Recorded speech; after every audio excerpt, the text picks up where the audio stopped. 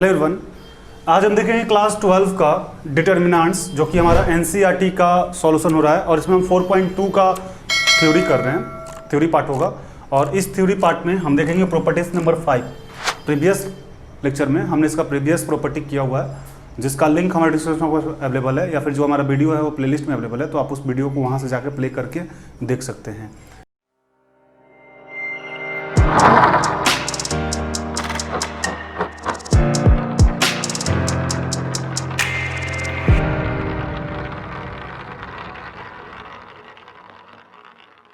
इस वीडियो में हम देखेंगे एक्सरसाइज 4.2 के लिए थ्योरी, जिसमें हम प्रॉपर्टीज नंबर 5 देखेंगे।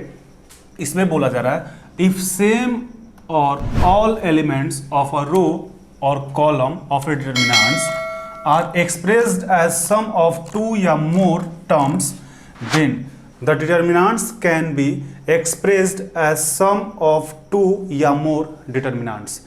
यानी इसको आप एग्जाम्पल के थ्रू समझ सकते हैं। एग्जाम्पल देके हम आपको समझा देते हैं। यदि कोई डिटर्मिनेंट्स मेरे पास कुछ इस टाइप से दिया हुआ है 6, और यहाँ पे आप ले सकते हैं 4 + x 7 + 6 + कुछ भी ले सकते हैं y और 3 + z। ये ऐसा कुछ नहीं है, हमारा 2 टर्म्स का यहाँ पे बोला गया है 2 या मोर टर्म्स, ये 2 टर्म्स का है। यदि कोई डिटर्मिनेंट्स हमारा इस तरीके का दिया हुआ है तो हम इसको चाहें तो इसके सम को या सम हो सकता है या फिर सब्ट्रैक्ट भी हो सकता है। इसके सम को हम क्या कर सकते हैं, एक्सप्रेस कर सकते हैं, तोड़ सकते हैं। यानी इस चीज़ को हम ऐसे भी लिख सकते हैं 4 6 3 8 4 6, और यहाँ पे क्या हो जाएगा 4 6 3, ये चीज़ हो जाएगा प्लस, फिर यहाँ पे लिख सकते हैं 4 6 3 8 4 6, यहाँ पे हो जाएगा x y z। इसको हम ऐसे भी डिनोट कर सकते हैं। यानी जब हमारे पास कोई भी कॉलम, ये C1 C2 या फिर C3 C1 C2 C3 या फिर R1 R2 R3, कोई भी रो या कोई भी कॉलम में कुछ इस टाइप से डाटा दिया रहे, या तो ये 2 भी हो सकता है या फिर यहाँ पे 3 4 5, ऐसे 3 टर्म्स का भी हो सकता है, 2 या 2 से ज़्यादा भी हो सकता है। तब उस कंडीशन में हम क्या कर सकते हैं, उसको एक्सप्रेस्ड करके जो C1 है C2 है, देखिए यहाँ पे जैसा है C1 वैसा ही लिखे हैं, C2 जैसा वैसा लिखे हैं। केवल C3 को, यहाँ पे C3 होगा, C3 को एक्सप्रेस्ड करके हम क्या किए हैं कि 4 + x था तो इसको अलग अलग कर लिए, 4x अलग, 6 + y था तो 6 और y अलग, 3 + z था यानी 3 और z को अलग। तो ऐसे हम एक्सप्रेस करके इसको लिख सकते हैं। तो आप इसको एक बार नोट डाउन कर लें।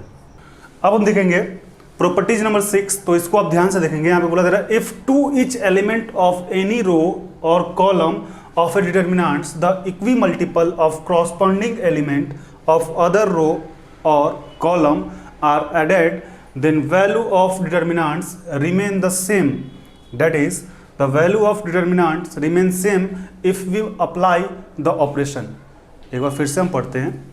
If to each elements of any row or columns of a determinants the equimultiple of corresponding element of other row or column are added, then the value of determinant remain the same, that is the value of determinants remain same if we apply the operation। यानी यहाँ पे कोई हम एक determinant का value लेते हैं 6 2 3 4 2 6 5 4 6, कोई भी एक डिटर्मिनेंट लिए, तो यहाँ पे हम एक ऑपरेशन लिखे हुए हैं कि R1 में हम R1 + k यहाँ पे कांस्टेंट है, बार बार बता रहे, इसके पहले वाले में भी हम k कांस्टेंट बताए थे।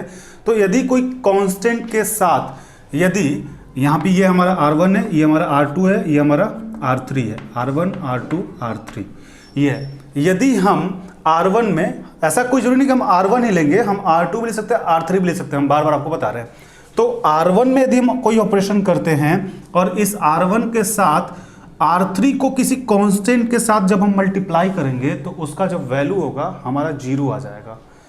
फिर से एक बार रिपीट करते हैं। R1 हम एक रो लिए, R1 रो में कभी भी हम R1 + के कांस्टेंट के साथ यदि R3 को मल्टीप्लाई करते हैं तो हमारा वैल्यू जो होगा वो 0 आ जाएगा। देखेंगे कैसे होगा, बताएंगे भी, इसके बाद एक एग्जांपल भी देंगे। या फिर ऐसा नहीं कि R1 पे ही अप्लाई होगा और R1 R3 पे ही अप्लाई होगा। हम R2 लेंगे, R1 और R3 अप्लाई कर सकते हैं, R3 लेंगे, R2 R3 अप्लाई कर सकते हैं, यानी कोई भी रो और कोई भी कॉलम ले सकते हैं। यहाँ पे हम कॉलम के साथ भी एग्जांपल दिए कि यदि हम C1 लेंगे तो C1 प्लस K C3 करेंगे, यानी इसी वैल्यू को, ये हमारे पास C1 है, C2 है, C3 है, यदि हम C1 में, इस C1 में यदि हम C3 को K कांस्टेंट के साथ ऐड करेंगे तो उसका वैल्यू जो होगा 0 हो जाएगा। देखेंगे कैसे, पहले आप इसको एक बार नोट डाउन कर ले, उसके बाद इस पे एक एग्जांपल देके हम इसको बताते हैं कि आपका ये ऑपरेशन क्या हो। अब एक हम एग्जांपल लेते हैं, एक डिटर्मिनेंट हम ले लेते हैं 4 2 6 5 4 8 6 4 2, कोई भी हम डिटर्मिनेंट ले सकते हैं। इस डिटर्मिनेंट में हम एक ऑपरेशन करवा रहे हैं, R1 में R1 plus K R3।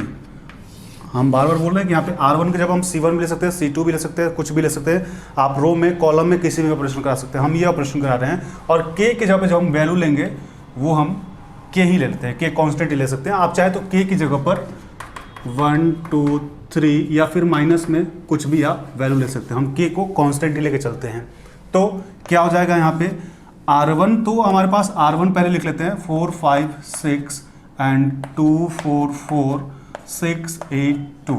R1 में K constant R1 plus K constant R3 क्या हो जाएगा 6, यानी 6K हो जाएगा, एंड इसमें क्या हो जाएगा प्लस 8K, एंड यहाँ पे क्या हो जाएगा प्लस 2K। ये चाहें तो आप C1 C2 में भी आप अप्लाई कर सकते हैं। अब इसको हम क्या ले सकते हैं, इसको अब हम यहाँ पे ले सकते हैं 4 2 6 5 4 8 एंड 6 4 2। ध्यान से आप देखेंगे 4 2 6 5 4 8 एंड 6 4 2। अभी हमने प्रीवियस इसका जो प्रॉपर्टी था वो पढ़ाया था कि हम इसको अलग अलग कर सकते हैं, इसको अलग अलग सेपरेट कर सकते हैं। तो आप लिख सकते हैं प्लस, अगेन अब क्या लिखेंगे 6K 2 6 8K 4 8 एंड 2K 4 2, इसको ये लिख सकते हैं।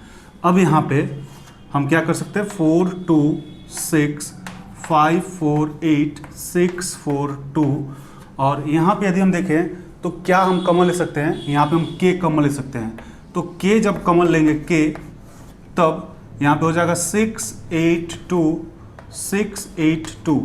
तो आप देख सकते 6 8 2 एंड 2 4 4 6 8 2। तो आप देख सकते हैं ये जो हमारा C1 है, सॉरी R1 है, ये हमारा R3 के इक्वल आ गया है, यानी R1 जो था हमारा इक्वल हो गया R3 का। और हम बताए थे कि आपको कोई भी रो या कोई भी कॉलम जब इक्वल आ जाए तब उस कंडीशन में क्या होता है, इसका वैल्यू 0 हो जाता है, यानी इसका वैल्यू ये कितना हो जाएगा 0। तो यही प्रॉपर्टी हम बता रहे थे, आप इसको एक बार नोट डाउन कर लें। तब यहाँ पे आप देख सकते हैं इसका जो वैल्यू है ये 0 आ गया। यदि हम इसको, इस वैल्यू को हम डेल्टा रखते हैं, डेल्टा, और ये जो हमारा वैल्यू था जब हम कांस्टेंट से मल्टीप्लाई किए ये, तो इसको हम डेल्टा, यदि डेल्टा 1 करते, डेल्टा 1 इक्वल टू, तो आप देख सकते हैं यहाँ पे जो रिजल्ट है ये तो हमारा पूरा पार्ट 0 हो गया, यानी ये पार्ट कितना हो गया डेल्टा 1 4 2 6 5 4 8 6 4 2, ये तो पूरा पार्ट 0 हो गया, यानी डेल्टा इक्वल टू हो गया डेल्टा 1। यानी कोई भी हम ऑपरेशन करेंगे R1 में या फिर R2 में या फिर R3 में, कोई कांस्टेंट लेके और कोई भी रो के साथ रो, कॉलम के साथ कॉलम मल्टीप्लाई करते हैं, ऐड करते हैं, तो उसकी जो प्रॉपर्टी होती है दोनों इक्वल होती है। तो अब यहाँ पे देखेंगे, एक मेरे पास नोट है, आप इसको ध्यान से देखेंगे इस नोट को। यहाँ पे बोला जा रहा है if more than one operation like, अभी हम एक ऑपरेशन लिए थे R1 रो 1 में R1 प्लस K कांस्टेंट के साथ R3 को मल्टीप्लाई किए थे, और वहाँ पे हम देखे थे कि डिटर्मिनेंट का जो वैल्यू है वो इक्वल आ गया था डिटर्मिनेंट 1 का। यानी एक ऑपरेशन हम अप्लाई किए थे, कौन सा, R1 को अप्लाई किए थे R1 plus K constant R3 के साथ। तब यहाँ पे बोला जा रहा है if more than one operation like, जो ऑपरेशन है is done in one step can should be taken to see that a row that is affected in one operation should not be used is another। यानी कोई भी जब हम एक another कोई भी एक ऑपरेशन ले लेते हैं, या तो R1 या फिर R2 में, चूंकि हम रो में लिए थे इसलिए हम यहाँ पे रो का जिक्र किए हैं, तो कोई भी एक ऑपरेशन ले लेते हैं R1 या R2 में और उसको देखेंगे कि क्या वो जो हम ऑपरेशन लिए हैं रो या कॉलम में तो वो अफेक्ट कर रहा है या नहीं कर रहा है। यदि वो अफेक्ट करेगा और ऑपरेशन जब लेंगे तो वो अफेक्ट तो करेगा ही करेगा, तो उसके बाद operation should not be used in another operation, यानी उसके बाद हम दूसरा ऑपरेशन यूज नहीं कर सकते हैं। यानी एक रो में एक कॉलम में कोई भी हम रो लें या कोई कॉलम लें, जब उसमें हम ऑपरेशन अप्लाई करेंगे और जब हम रो में ले रहे हैं तो रो पे कोई इफेक्ट करेगा, या फिर कॉलम ले रहे हैं तो कॉलम पे इफेक्ट करेगा, तो फिर दूसरा उसके बाद कोई ऑपरेशन अप्लाई नहीं कर सकते। तो आप इसको एक बार नोट डाउन कर लें।